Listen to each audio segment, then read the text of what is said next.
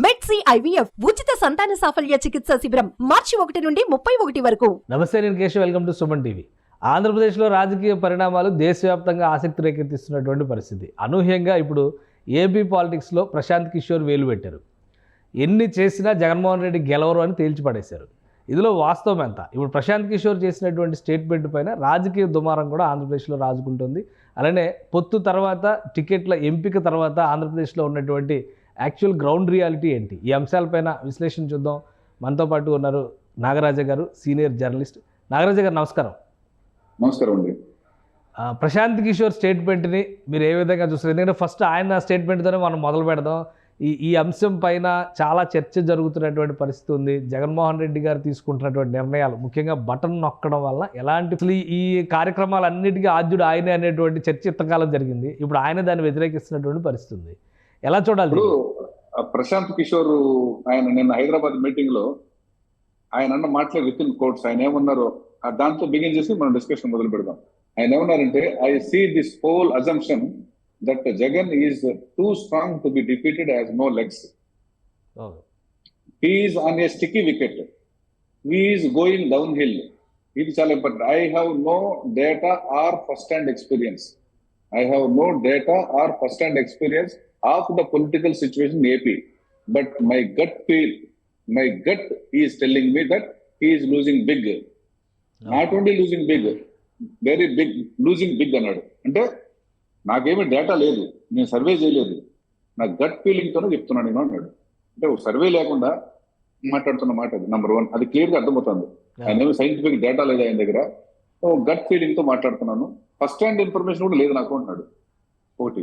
రెండోది ఏంటంటే, ఇంతకుముందు ఆల్రెడీ 2 సర్వేలు జరిగి ఉన్నాయి మనకు ఆంధ్రప్రదేశ్ లో. ఈ ఫిబ్రవరిలో 7-8 తారీఖుల్లో ఇండియా టుడే వాళ్ళు ఒక సర్వే చేశారు, టైమ్స్ లో ఒక సర్వే చేశారు. ఒకటేమో ఇండియా టుడే వాళ్ళు 17 టీడీపీకి ఇచ్చారు, టీడీపీ ప్లస్ జనసేన. టైమ్స్ వాళ్ళు ఏమో 19 ఇచ్చారు, 19 ఏమో వైసీపీకి ఇచ్చారు.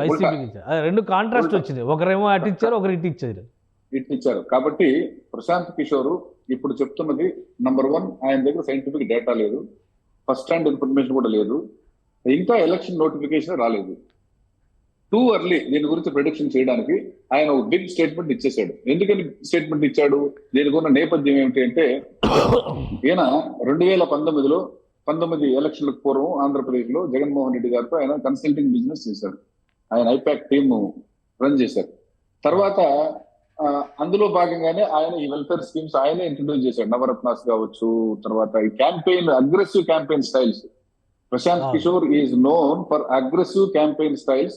అది ఎట్లా అంటే, మనకు ఒక వ్యక్తి హననం చేసేటటువంటి క్యాంపెయిన్స్. అది ఎంత వ్యక్తి హననం మనం చూసాం, మరి పదే చెప్పడానికి కూడా బాధేస్తుంది. చంద్రబాబు నాయుడు గారి సతీమణిని కూడా పర్సనల్ గా డ్యామేజ్ చేసే విధంగా అగ్రెసివ్ క్యాంపెయిన్ స్టైల్స్ కి ఆయన ఆద్యుడు. అలాంటి వాడు అక్కడ నవరత్నాలు ఆయనే, వెల్ఫేర్ పాలిటిక్స్ కి ఆయనే ఆద్యుడయ్యాడు, క్యాంపెయిన్ స్టైల్స్ అగ్రెసివ్ గా తీసుకొని వెళ్ళాడు. సో ఆయన గెలిచాడు. గెలిచిన తర్వాత జగన్మోహన్ రెడ్డి గారి ప్రభుత్వం కొనసాగుతూ ఉండగా చంద్రబాబు నాయుడు వచ్చి కలిశారు ఆయన. అది కూడా రహస్యంగా మీకు కలవలేదండి. ఎయిర్పోర్ట్ లో దిగంగానే లోకేష్ గారు టీం ఆయన తీసుకొచ్చి ఒక కార్ లో in the full glare of media Chandrababu నాయుడుతో కలిపితే ఒక 45 మినిట్స్ 1 అవర్ ఎంతో మాట్లాడి బయటకు వచ్చేసారు. ఇప్పుడు మళ్ళా ఈ స్టేట్మెంట్ ఇస్తున్నారు. అంటే దాన్ని నేను అర్థం చేసుకోవడం ఏంటంటే, ఒక ఆప్టిక్స్ బిల్డింగ్ చేయడంలో భాగంగా, పబ్లిక్ పర్సెప్షన్ ని బిల్డ్ చేయడంలో భాగంగా Prashant Kishor is playing into the hands of Chandrababu Naidu, or Chandrababu Naidu is playing Prashant Kishor to build public perception saying that Jagan is losing, I'm very strong on ground అని చెప్పడానికి చేసే ప్రయత్నం లాగా నేను అనుకుంటున్నాను. అలాగే అంటే గతంలో ఇప్పుడు డేటా లేకపోయినా, ఫస్ట్ హ్యాండ్ రిపోర్ట్స్ లేకపోయినా, గతంలో ఉన్నటువంటి ఎక్స్పీరియన్స్ని బట్టి ప్రజల నాడిని అంచనా వేసి చెప్తున్నారు అని అనుకోవడానికి కూడా అవకాశం లేదంటారు ప్రశాంత్ కిషోర్. ఎందుకంటే ఆయన దేశవ్యాప్తంగా అనేక కార్యక్రమాలు నిర్వహించారు, అనేక సర్వేలు చేశారు. ఈ స్ట్రాటజిక్, వ్యూహాత్మకమైనటువంటి అంశాలపైన ఎక్కువ వర్క్ చేసినటువంటి ఎక్స్పీరియన్స్ ఉంది కాబట్టి ఆ కోణంలో చూస్తానికి అవకాశం లేదంటారా? అది కూడా ఆ మాట మాట్లాడే ముందు ఇంకో మాట కూడా చిన్న పాయింట్ మనకి. ఆయన జగన్మోహన్ రెడ్డి గారితో పనిచేసి ఆయన ఒకరు బయటకు వెళ్ళిపోయారు. ఆయన శిష్యులు కొంతమంది నడుపుతున్నారు ఐపాక్ ని.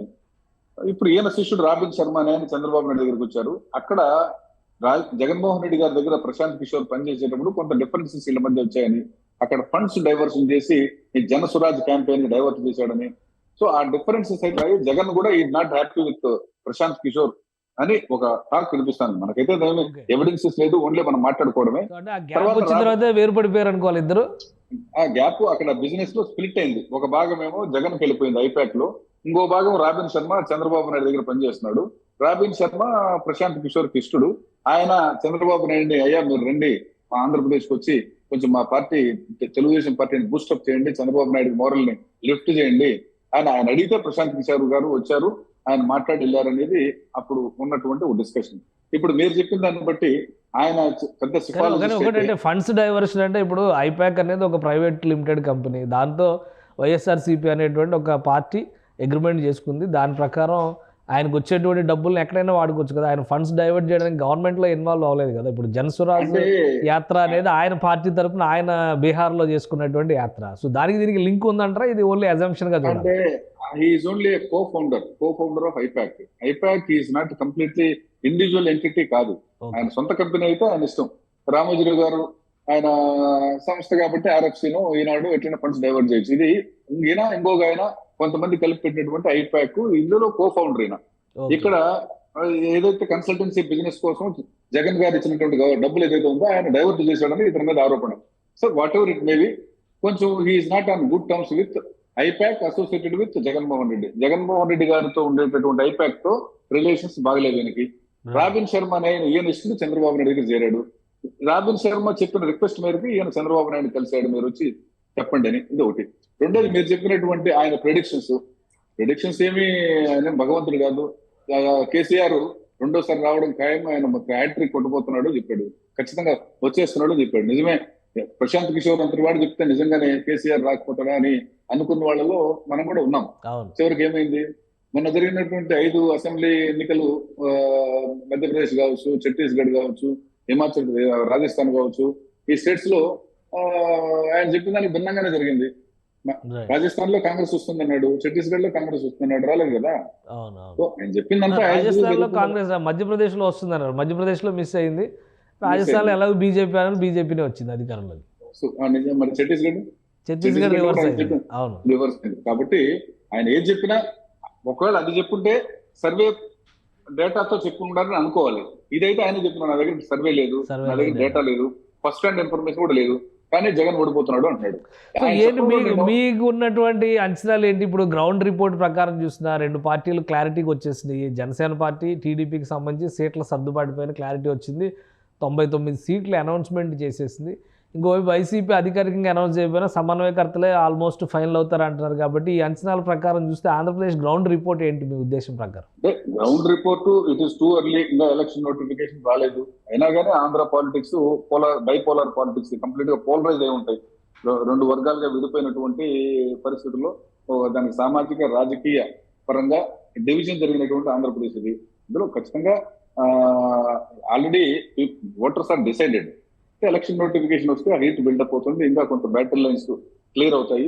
సో ఇప్పుడు మనం అనుకునేది నిజంగా Chandrababu Naidu is so strong, Prashant Kishor గారు చెప్పినట్టయితే అమిత్ షాను నరేంద్ర మోడీ ఈ పార్టీ చంద్రబాబు నాయుడు దగ్గరికి వచ్చి క్యూ కట్టి సీట్ల సర్దుబాటుగా రావాలి కదా.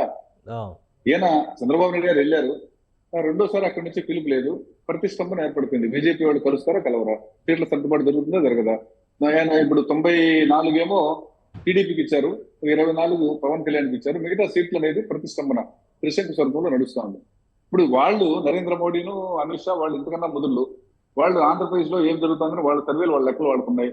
నిజంగా జగన్ బెట్ చేయాలా, చంద్రబాబు నాయుడు బెట్టింగ్ చేయాలా, ఎవరు సేఫ్ బెట్టు అనే లెక్కల్లో వాళ్ళు ఉన్నారు. సో ఓవరాల్ గా చూస్తే Chandrababu Naidu on ground strong కనుక ఉంటే బీజేపీ వాళ్ళు పోటీ పడితో రావాలి. సో అంటే జగన్మోహన్ రెడ్డి అడ్వాంటేజ్ తీసుకునే అవకాశం ఉందా? 1-2 రోజుల్లో ఢిల్లీ వెళ్ళబోతున్నారు మళ్ళీ జగన్మోహన్ రెడ్డి గారు అనే ఒక ఇన్ఫర్మేషన్ వస్తుంది. ఆయన ఢిల్లీ వెళ్ళాల్సిన అవసరం లేదండి. ఇవాళ ఫిజికల్ గా ఢిల్లీకి వెళ్ళి మనం నిజంగా లాబింగ్ చేయాలా ఏంటి? మనకి ఎన్ని ఇప్పుడు లాస్ట్ టైం చంద్రబాబు నాయుడు గారు వెళ్ళి వచ్చిన తర్వాత పవన్ కళ్యాణ్ పిలుపు వస్తుంది అన్నారు, సడన్ గా జగన్మోహన్ రెడ్డి గారు వెళ్ళారు, తర్వాత ఏదేదో ఈక్వేషన్స్ మారినాయి అనేటువంటి అంచనాలు. ఇప్పుడు కూడా మళ్ళీ సడన్ ఇన్విటేషన్ జగన్మోహన్ రెడ్డి గారికి ఉందా లేదా, గవర్నమెంట్ పని మీద వెళ్తున్నారా క్లారిటీ లేదు, బట్ 6-7 తారీఖులో వెళ్ళే అవకాశం ఉందనేటువంటి ఇన్ఫర్మేషన్ అయితే వచ్చింది. ఇప్పుడు జనరల్ గా మీకు నాకు మనందరికీ తెలిసిందంటే జగన్మోహన్ రెడ్డి గారు పరోక్షంగా స్నేహితుడు నరేంద్ర మోడీకి, అమిత్ షాకి. ఆయనకు మించిన ట్రస్టెడ్ ఫ్రెండ్ అలై అనేవాడు ఎన్డీఏ పక్షంలో కూడా లేడు. ఏ అంశంలోనూ జగన్మోహన్ రెడ్డి గారు వ్యతిరేకించింది లేదు నరేంద్ర మోడీకి. చివరికి ఆయన చెప్తే నత్వానీకి రాజ్యసభ సభ్యత్వం కూడా నరేంద్ర మోడీ గారు చెప్తే నత్వానీ ఈ రాష్ట్రం వాడు కూడా కాదు, ఆయన రాజ్యసభ సీట్ ఇచ్చేసి పంపించేశారు. సో మనకు క్లియర్ గా అర్థమవుతుంది. ఇప్పుడు ఆయన 2013లోనో ఏమో బెయిల్ మీద బయటకు వచ్చారండి. 11 ఏళ్ల నుంచి బెయిల్ మీదనే కంటిన్యూ అవుతున్నారండి. మరి ప్రభుత్వ పెద్దల సహకారం లేకపోతే భారతదేశ రాజకీయాల్లో ఎవరైనా ముఖ్యమంత్రి కానీ లేదా ఎవరైనా కానీ బెయిల్ ఇంతకాలం ఇంత లాంగ్ టర్మ్ కొనసాగే అవకాశం ఉంటుందంటారా? ఇదొకటి. రెండో ఆస్పెక్ట్ అంటే దురదృష్టకరమైన ఆస్పెక్ట్ ఏంటంటే ఈ కన్సల్టెన్సీ బిజినెస్ పాలిటిక్స్ లో. కన్సల్టెన్సీ ఏంటంటే మీరు రాజకీయ పార్టీ మీరు నడుపుతున్నారు. పార్టీ మీరు ఎవరిని నమ్మాలి? మీ కార్యకర్తలు నమ్మాలి, మీ ప్రజల్ని మీరు నమ్మాలి. 2019లో చంద్రబాబు నాయుడు గారు ఓడిపోయారు. చంద్రబాబు నాయుడు గారు ఓడిపోయారు, నేను ఎందుకు ఓడిపోయాను, గెలిచే అవకాశం ఉందా లేదా అని ప్రశాంత్ కిషోర్ కాదు అడగాల్సింది. ఆయన అడగాల్సింది ఏంటంటే ఆయన పార్టీ కార్యకర్తలతో మీటింగ్స్ జరపాలి, ప్రజలతో స్టేక్ హోల్డర్స్ తో మీటింగ్ పెట్టాలి. నేను ఎందుకు ఓడిపోయాను, ప్రభుత్వం మీద వ్యతిరేకత ఏంటి, ఎంతో నేను డెవలప్మెంట్ చేశాను కదా, నాకు ఎందుకు ఓటేయలేదు, ఎక్కడ పొరపాటు జరిగిందని సర్దుబాటు చేసుకున్న కార్యక్రమం ఎక్కడ చేయకుండా కోట్ల రూపాయలు తీసుకొచ్చి కన్సల్టెన్సీ బిజినెస్ లో పెట్టి ఎవడో కన్సల్టెంట్ నమ్ముకోవడం అనేది ఇది ఎంతవరకు రాజకీయ పార్టీలు దివాళా కోరుతున్న. ఇప్పుడు సీజన్ అదే నడుస్తుంది కదా, కన్సల్టెన్సీని పెట్టుకుని మంచి కన్సల్టెంట్ పెట్టుకుంటే గెలిచేస్తాం అనేటువంటి నమ్మకం వస్తుంది కదా అందరికి. మీరు ప్రజలు నమ్మకూడదు స్వామి అని నేను అంటున్నా. చంద్రబాబు నాయుడు గారిని కావచ్చు, జగన్మోహన్ రెడ్డి ప్రజలు నమ్మండి. ప్రజల దగ్గరికి వెళ్తే మీరు చేసిన వాళ్ళు ప్రోగ్రెస్ రికార్డ్ ఇస్తారు, మీకు బాగుందా లేదా, ఏం చేశారు మీరు. రైట్. ఇప్పుడు జగన్మోహన్ రెడ్డి గారు ఒంటరిగా వెళ్ళడం అనేది క్లియర్. తెలుగుదేశం జనసేన కూడా కలిసి వెళ్తారు. బీజేపీ వచ్చినా రాపోయినా ఈ కూటమిలో సర్దుబాటు, ముఖ్యంగా కుల సమీకరణల విషయంలో జరుగుతున్నటువంటి రాద్ధాంతం, దీన్ని ఏ విధంగా చూస్తారు? ఇప్పుడు ఒకటండి, ఒంటరిగా వెళ్తే ఒక అడ్వాంటేజ్ ఉంది, ఒక డిసడ్వాంటేజ్ ఉంది. ఒంటరిగా వెళ్ళినప్పుడు మనం బలహీనంగా ఉంటే డిసడ్వాంటేజ్ ఉంటుంది, బలంగా ఉన్నాం అనుకోండి కనుక ఒక అడ్వాంటేజ్ ఉంటుంది. మిత్రులతో వెళ్ళేడుగా ఉంటే మిత్రులు వాళ్ళు కన్నా వీక్ గా ఉంటే కనుక, ఇప్పుడు ఒక టీం ఉంది, క్రికెట్ టీం ఉంది, లేదంటే కబడ్డీ టీం ఉంది. ఒక 10 మంది టీంలో 11 మంది టీంలో 3 బాగా ఆడతారు, 4 బాగా ఆడతారు, 7 మంది 8 మంది బాగా ఆడకపోతే ఈ 3 మీద ఆ బడ్డం పడుతుంది. ఇప్పుడు చంద్రబాబు నాయుడు గారి పరిస్థితి కూడా అదే.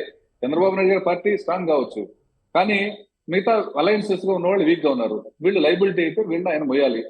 ఓట్ ట్రాన్స్ఫర్ జరగదు, జరగకపోతే పరిస్థితి ఏంటి? అలాగే సామాజిక సమీకరణలు ఇవాళ కుల రాజకీయాలు ఆంధ్రప్రదేశ్ లో పోలిస్తే కమ్మాస్కి కాపులకి ఉన్నటువంటి వైరం అనేది ట్రెడిషనల్ గా ఇప్పటి నుంచి కాదు, రంగా గారి మండలి దగ్గర నుంచి ఈ రెండు కులాల మధ్య ఒక రకమైనటువంటి దాన్ని ఏమంటారంటే హాస్టైలిటీ. ఏంటి అసలు అందులో ఫ్యాక్టర్ ఏంటి? ఒక పక్కన వీళ్ళు హూ కిల్డ్ బాబాయ్ అంటే హూ కిల్డ్ రంగా అని వాళ్ళు అంటున్నారు. ఏంటి అసలు అందులో ఉన్నటువంటి మతలబు? ఎందుకు పదే 35 ఏళ్ళు దాటిపోయినా కానీ ఆ అంశాన్ని రైజ్ చేస్తే ఎమోషనలైజ్ అయ్యేటువంటి పరిస్థితి ఎందుకు ఉంది ఏపీ పాలిటిక్స్లో? ఇప్పుడు బాబాయ్ని కిల్ చేశారు, ఎవరు చేశారు అంటే అది వైఎస్ కుటుంబంలోకి సంబంధించినటువంటి సమస్య. అది డైరెక్ట్ గా it is not related to people. Direct గా అది జగన్మోహన్ రెడ్డి గారికి, అవినాష్ రెడ్డి గారికి, సునీత రెడ్డి గారికి వీళ్ళకి సంబంధించినటువంటి అంశం ఇది. సో అక్కడ ఏమైనా టార్గెట్ చేస్తే ఆ కుటుంబంలో తగులుతుంది. ఇక రంగా గారిని కన్నా టార్గెట్ చేస్తే రంగాన్ని ఎవరు చంపారని, ఇక్కడ ఒక కులాన్ని, కాపు కులాన్ని కమ్మవాళ్ళ క్యాస్ట్ పొల్యూషన్ లో, కుల సమీకరణలో కాపులు కమ్మవాళ్ళకి దగ్గర కానీ కూడా దూరం చేసే ప్రయత్నం జరుగుతుంది. జరిగితే ఆ మేరకు చంద్రబాబు నాయుడు గారికి నష్టం జరుగుతుంది, పవన్ కళ్యాణ్ నష్టం జరుగుతుంది. రైట్. అంటే ఇప్పుడు ఆంధ్రప్రదేశ్ రాజకీయాల్లో ఈ అంశాలు ఎంత ప్రభావం చూపిస్తాయి? పీకే చెప్తున్నటువంటి మాట, ప్రశాంత్ కిషోర్ చెప్తున్నటువంటి అంచనాల ప్రకారం ఓన్లీ వెల్ఫేర్ ఫ్యాక్టర్ వర్కౌట్ కాదు ఈసారి అంటున్నారు. అది ఎంతవరకు గ్రౌండ్లో నిజమయ్యే అవకాశం ఉంది? ఇప్పుడు 2019లో వెల్ఫేర్ పనిచేసినప్పుడు 2024లో ఎందుకు పనిచేయదు? దాని బేసిస్ ఏంటి? సో ఆయనే ఇప్పుడు ప్రశాంత్ కిషోరే ఆయనే కదా, is the man, is the architect behind welfare schemes Navaratnas. అప్పుడు పనిచేసింది, ఇప్పుడు పనిచేయదు అంటున్నాడు. మరి ఎట్లా దాని లాజిక్ ఏముంది? పోనీ అటువంటిదే ఉంటే ఇప్పుడు ఇవాళ ప్రధాన ప్రతిపక్షంగా ఉన్న చంద్రబాబు నాయుడు గారు ఒక ఎజెండా తీసుకొని రావాలి. అయ్యా వెల్ఫేర్ వల్ల రాష్ట్రం నాశనం అయిపోయింది, వెల్ఫేర్ కన్నా కూడా ఇవాళ కంటిన్యూ చేస్తా ఉంటారు, ఆ స్కీమ్లన్నీ కంటిన్యూ చేస్తా ఉన్నారు, ఇంకా సూపర్ సిక్స్ అని ఇంకా కొత్త స్కీమ్స్ కూడా ఇస్తా ఉంటున్నారు. మరి ఏంటిది? మరి ప్రశాంత్ కిషోర్ చెప్పిన దానికి చంద్రబాబు నాయుడు గారు చెప్పేదానికి కాంట్రడిక్షన్ ఉంది కదా. పని చేయనప్పుడు చంద్రబాబు నాయుడు గారు ఎందుకు చెప్తున్నారు అన్నమాట. కాబట్టి వెల్ఫేర్ అనేది పాలిటిక్స్ లో డిటర్మైన్ ఫ్యాక్టర్ అండి. దాన్ని ఎవరు దాన్ని మార్చలేరు, అది కంటిన్యూ చేయాల్సిందే. Right. Right, thank you Nagaraja గారు మీ అభిప్రాయం తెలియజేసినందుకు. ఇది ఆంధ్రప్రదేశ్లో గ్రౌండ్ రిపోర్టు ఎలా ఉంది అనేటువంటి అంశం పైన స్పష్టమైనటువంటి డేటా లేకుండా ప్రశాంత్ కిషోర్ చేసినటువంటి వ్యాఖ్యలు సీరియస్గా తీసుకోవాల్సిన అవసరం లేదని నాగరాజ గారు అంటారు. మరోవైపు నుంచి కుల సమీకరణలు ఎక్కువ ప్రభావితం చేయబోతున్నాయి, సంక్షేమ ఎజెండా దారి తప్పడానికి అవకాశమే లేదు, ఈసారి కూడా సంక్షేమ ఎజెండాని బలంగా ప్రకటించినటువంటి పార్టీని ప్రజలు ఆదరించే అవకాశాలు ఉంటాయనేది నాగరాజ గారి విశ్లేషణ. ఇది స్పెషల్ డిస్కషన్. Keep watching.